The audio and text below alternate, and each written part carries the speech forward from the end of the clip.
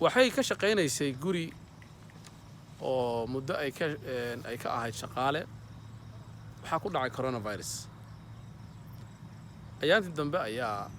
qoyskii ay u shaqaynaysay waxay ku dhaheen guriga iskaga tag waxaa la soo gudboonaatay xaalad aad u adag waxay weysay guri ay ku hoyato ay meel ay aado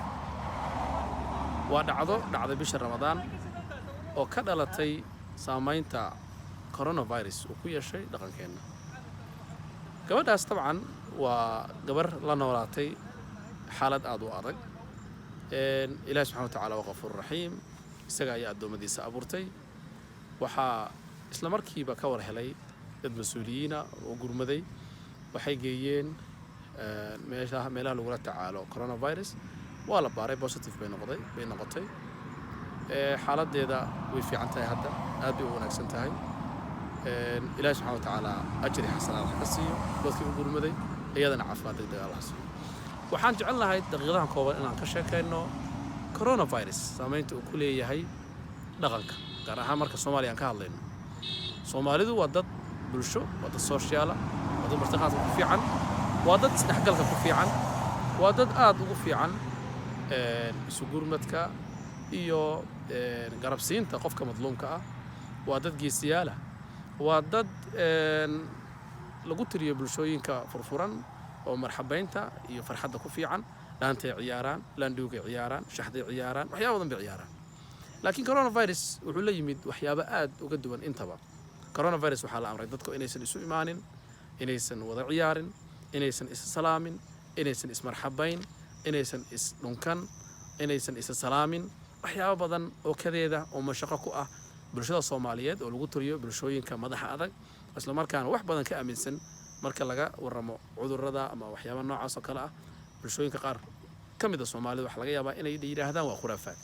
laakiin coronavirus waxa xaqiiqo jirta oo dhakhaatiirtuna waa cadeysay cilmigu uu cadeeyay dhimashada ay cadeysay murug badan oo mashaqo ah oo caalamka ka dhacday inay cadeysay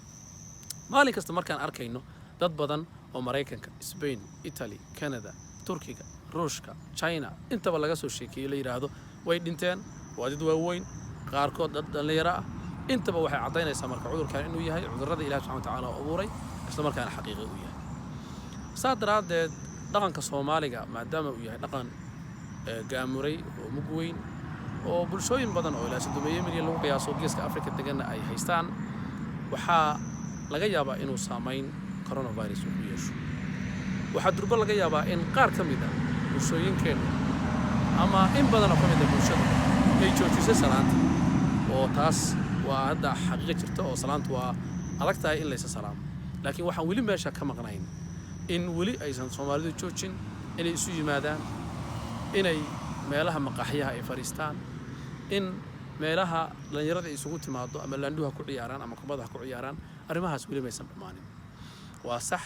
adduunka markaad u fiirsato magaalooyin waaweyn oo gawaaridu socon jirtay oo leerarku ifi jireen ayaa haatan mugdi ah oo aan cidna soconayn waa mucjisooyinka cudurkaasi oo Ilaahay subxaanahu wa ta'aala oo adduunka u tusinayo laakiin Soomaalidu weli way isdhex yacsan tahay waa isdhex socotaa weli way adag tahay in bulshada Soomaalida ah cudurkani ay u dareento sida caalamku u dareemay laakiin waxa xaqiiqo ah in dad badan ay u dhinteen dad badan ay la xanuunsadeen dad badan ay hadda la nool yihiin cudurka dad badan ay ka bogsadeen laakiin dhaqankeenu weli waxa moodaa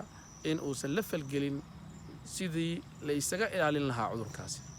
saamaynta dhaqan cudurkan uu Soomaalida ku yeeshay waxa la oran karaa wax weyn oo isbedelay ma jiraan laakiin ma ahan macnaheeda sida qisadii aan ku bilaabay in cudurkaani uu dadka u bedelo ma ahan cudurkaani inuu dadka qaba ama dadka uu ku dhaco in la takooro sidii waa aan u takoori jirnay dadka TB-da qaba waxa la og yahay cudurka TB-da dadka la noolaan jiray in inta qol cidla ah la dajiyo ay halka ku fiici jireen ilaa ay ka dhintaan ama eeba uu meel u bixiyo laakiin cudurkaani waa cudur laga bogsan karo waa cudur cilmiga cusub uu sheegay in haddii la daawo qofka la karantiilo waxa weeye waxyaabo kaalmaanti aan uu qaato inuu ka bogsan karo inuu u dhintana waa suurtooda laakiin ma aha marxalad la gaarsiin karo qofka in sida gabadha walaasheena loo takooray in loo takooro qofkii ama la cayriyo ama loo dayriyo ama dhibaato loo geysto waxaa takooridda ka mid a mararka qaarkood markaad sanka xirato oo magaalada gudaheeda aad marayso dadka inay ku dhahaan coronavirus sidii adiga oo corona socda adduunka ah dhaqamadaasi ma ahan dabcan dhaqamada Soomaalida mana ahan dhaqanka islaamku na farayo waxaa la rabaa dhaqankeena inaan ilaalino cudurkana aynu waxa weeye ka taxadarno inaan isu gudbino dhakhaatiirta iyo adeeg iyo fariimaha caafimaadka ah ee wasaaraddu inoo sheegayaan ama hay'adaha caafimaadka inoo sheegayaanna inaan maskaxda ku hayno laakiin ma ahan in uu na gaarsiiyo xaalad aan isu takoorayno China waxaa la xasuustaa in marar badan waddankeeda uu ka dilaacay cudurrada faafa waxaana la yiraahdaa ama reer galbeedku ay ku andacoodaan in had iyo jeer waxyaabaha cudurrada safmarka ah ama daacuunka waxa loo yaqaano oo had iyo jeer barigu ka iibaan jiray laakiin China arrintaasi waxay ka dhaxashay in ay ka samaysato nidaamka hortaga warshado nidaam caafimaad oo aad u adag waxaana hadda muuqata in cudurka ay aad ula dagaalantay cudurkani ama cudurrada la mid ah ee adduunka waa u soo maray Spain cudur waxa weeye aad u daran oo daacuuna ayaa qarnigii tagay soo maray 1913 waxaa ka jiray cudur Yurub ku dhacay qarnigii 14aad cuduradaas oo dhan laakiin bini'aadamku wuxuu baray inay ka gaashaantaan inay abuuraan nidaamyo ay ka gaashaantaan isla markaana ay ka soo qabtaan waxaa rabaa marka cuduradan faafaya inayna baraan nidaam inaan dib isu eegno in dib aan u milicsano waxaa soo baxday waxyaabaha saamaynta dhaqan ama dhaqan dhaqaaleba uu soo saaray cudurkan waxaa ka mid ah halka aynu ku mashquulsanayn dhisidda hoteelo waaweyn inaan ku gaabinay inaan dhisno isbitaallo waxaa la waayay isbitaallo ay ku xiran yihiin qalabka lagu neefsado ama aad bay u yaraatay oo bulsho intaas la ego malaayiina waxa laga yaabaa in 20 xabo magaalo laga helo waxaa marka adkaatay in waxa weeye dadku ay fahmaan waxa weeye ama adkeyd markii hore dadku inay fahmaan ahamiyadda isbitaallada leeyihiin laakiin maanta ayaa la ogaaday markii dad badan uu soo ritay cudurka waxaa la rabaa dhaqankeena inuu bedelo markii dhanka aan ka hadlayno oo aynu ku mashquulno waxyaabaha asaasiyaadka nolosheenna ah isbitaallada dhismahooda iskuulada dhismahooda meelaha dadku waxa weeye ay lagu tababaro ama waxyaabaha vocational training loo yaqaano waxyaabahaas dhan saameyn dambe oo wanaagsan ayay ku yeelan doonaan nolosheena iyo dhaqankeena waxyaabahaas marka waxaa la rabaa in hadii jeer focuska loo waxa weeye lagu hayo cudurkani waxaan shaki ku jirin inuu muddo jirayo laakiin waxaa la rabaa in waxa weeye aynu ka taxadarno saameynta uu nagu yeelan doono dhakhtar Dr. Khaliif Bila ayaan shalay ka dhageysanayay waxa weeye isagoo leh kulan aan ka qayb galay waxa laga yaabaa cudurkani inuu Soomaaliya u dago ama uu Soomaaliya ka mid noqoto meelaha cudurrada ay degaan sida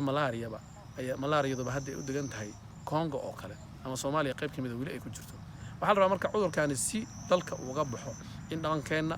aan aad u ilaalino in wax weyn nadaafadeena aad u ilaalino taxadirkana aad u ilaalino aad bad